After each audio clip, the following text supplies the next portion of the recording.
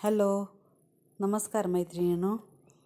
आज आपण करणार आहोत उपवासासाठी साबुदाण्याचे वडे. तर त्यासाठी कुकरमध्ये बटाटे उकडून घेतले आहेत आणि रात्री 1 वाटी साबुदाणा मी भिजवून ठेवला होता. तर तो आता भिजलेला आहे. आपण त्याला थोडंसं मोकळं करू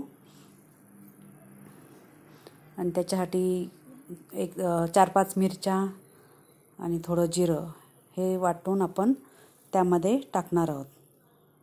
तर त्यासाठी आधी आपण बटाटे सोलून घेऊया.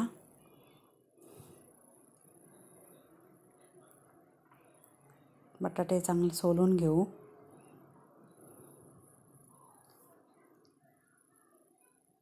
आपण कधीतरी साबुदाण्याचे वडे बनवतो, चांगले लागतात. बटाटे उकडून सोलून घेतलेले आहेत आपण. त्याच्यामध्ये मिरची जिऱ्याची पेस्ट टाकलेली आहे.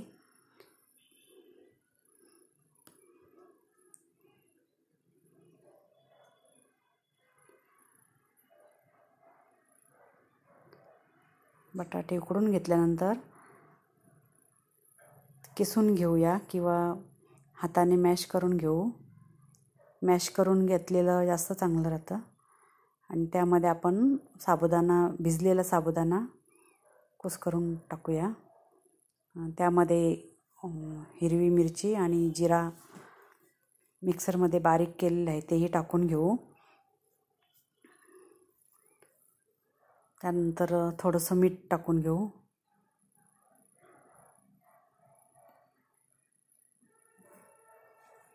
मीठ टाकूया आणि आपल्या हाताने व्यवस्थित मळून घेऊ. त्याच्यामध्ये आपण 1 वाटी साबुदाणा घेतला असेल तर अर्धी वाटी शेंगदाण्याचं कूट घ्यायचं आहे आणि हे मिश्रण एकत्र मिक्स करून घ्यायचं.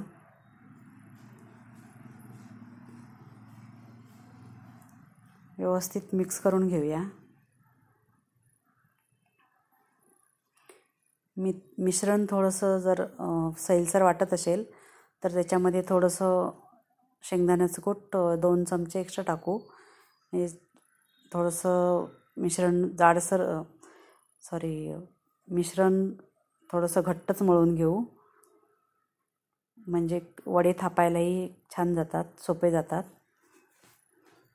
अशा प्रकारे आपण व्यवस्थित मळून घेऊया. आता हे मिश्रण मळून झालेलं आहे व्यवस्थित. त्याचे आपण छोटे छोटे गोळे घेऊया. गोळे घेऊन आपला हात पाण्यामध्ये बुडवून तो गोळा दोन्ही हातांनी गोल गोल आकार द्यायचा गोळ्याला आणि थोडंसं असं बोटांनी त्याला चपटं बनवून त्याचे वडे तयार करून घेणे. 7-8 वडे तयार झाल्यानंतर मग तेल तापत ठेवायचं.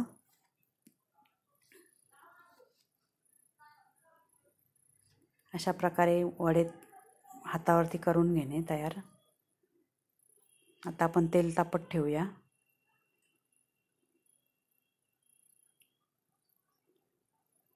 तेल तापत ठेवल्यावर त्यामध्ये थोडंसं आपण चुटकीभर नमक टाकू, म्हणजे कमी तेल जातं.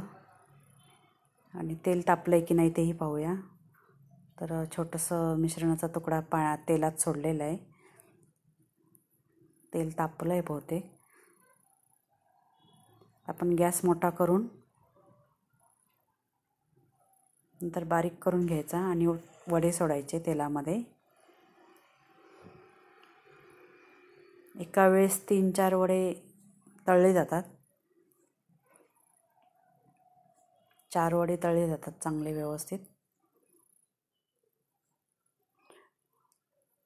तेलात वडे टाकल्यानंतर लगेच झाऱ्याने ढवळायचं नाही, नाहीतर ते झाऱ्याला चिटकतं. साबुदाणा झाऱ्याला चिटकून येतो.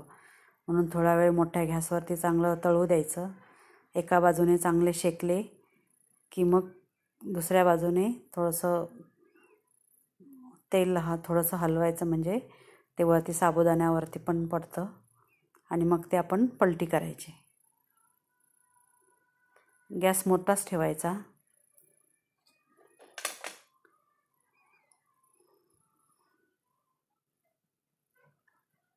आता एका बाजूने वडे शेकलेत. आता पण ते मोकळे करून पलटी करून घेऊया.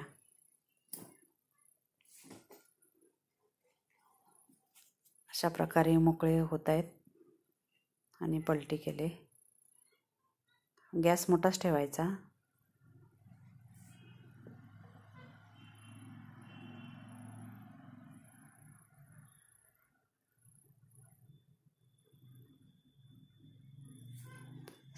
छान खरपूस तळून घ्यायचे वडे. बहुतेक झालेत वडे हे तळून. तर आपण हे एका ताटामध्ये काढून घेऊया.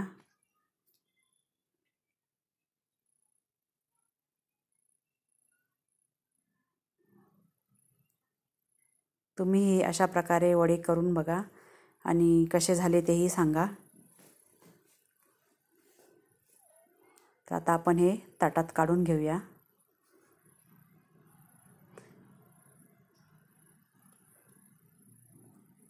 वडे काढेपर्यंत आपण गॅस मोठाच ठेवायचा आहे आणि वडे नितळवून ताटात काढून घ्यायचे. तेल नितळवून घ्यायचं वड्यांचं.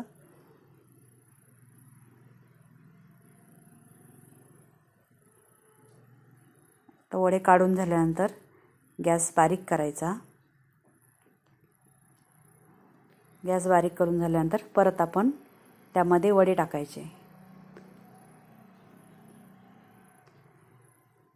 कारण वडे टाकताना गॅस थोडा बारीक करूनच घ्यायचा, कारण तेल खूप तापलेलं असतं आणि मोठ्या गॅसवरती जर समजा वडे टाकले तर ते तेल जरा खूप वरती येतं, म्हणून बारीक गॅसवरतीच टाकायचं. आता आपण इथे चटणीची तयारी करणार आहोत.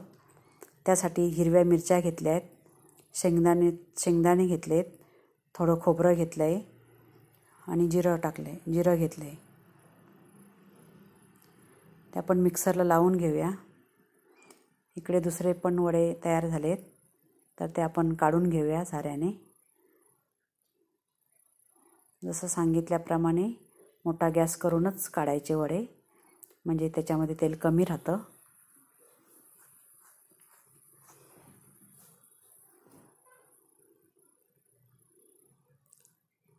शेंगदाण्याचं कूट जरा जास्त टाकलं तर वडे चांगले कुरकुरीतही होतात आणि त्याच्यामध्ये तेलही कमी राहते.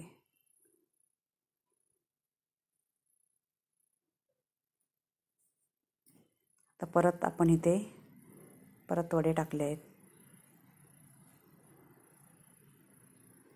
तोपर्यंत आपण चटणी बघूया.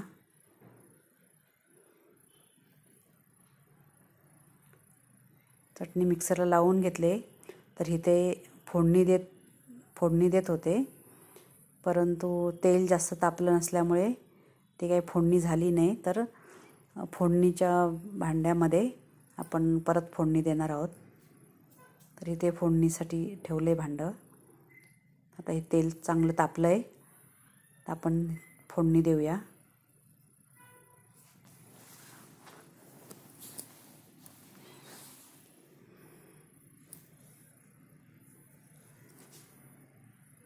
आता थोडंसं मीठ टाकून मिक्स करून घेऊया.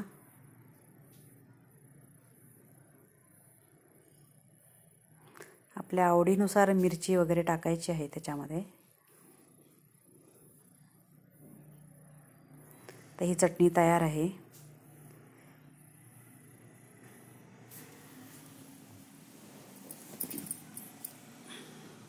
मैत्रिणींनो, तुम्हीही करून बघा आणि मलाही सांगा की वडे कसे तयार झाले, आणि सबस्क्राईब करा. थँक्यू व्हिडिओ बघितल्याबद्दल. प्लीज सबस्क्राईब करा.